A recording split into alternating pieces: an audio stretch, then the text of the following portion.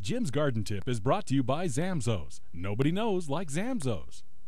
A garden requires summer maintenance, weeding, cultivating, thinning, and probably most importantly is spoon feeding your garden for best harvest. Today I'll show you several ways to feed your garden during the season for the very best yields. First, I'm going to demonstrate to you how to spoon feed a plant using a granule fertilizer. So around these peppers, I'm just going to pull a little trench, just an inch or so deep. And when I'm using a good quality organic fertilizer, I'll use 2 teaspoons around each plant. If I'm going to use a chemical fertilizer, then I'll just use 1. So I just sprinkle it lightly around, and I just pull the dirt back over, water it in, and you're in good business. When it comes to row crops, such as corn, we do what's called side dressing, which is just putting our fertilizer right along the side of the row.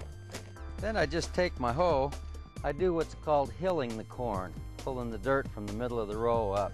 Now another way to do it is to feed with a liquid. You just put a good liquid fertilizer into your sprinkling can. I like to put a couple ounces per gallon, and then you just pour it right alongside of the row.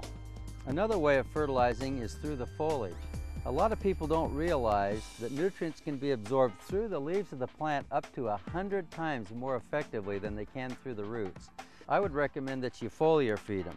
You can do that a couple of different ways. If you've got a small garden, measure it and put it in a little hand sprayer. Just spray until your plants are damp. Now if you've got a larger garden, these hose end sprayers work really well. And just spray all of your plants until they're damp. If you'll do that every couple of weeks, I'll assure you, you'll have bigger blooms and bigger, sweeter fruit. Join me next week and I'll show you how to thin and prune your garden for best production.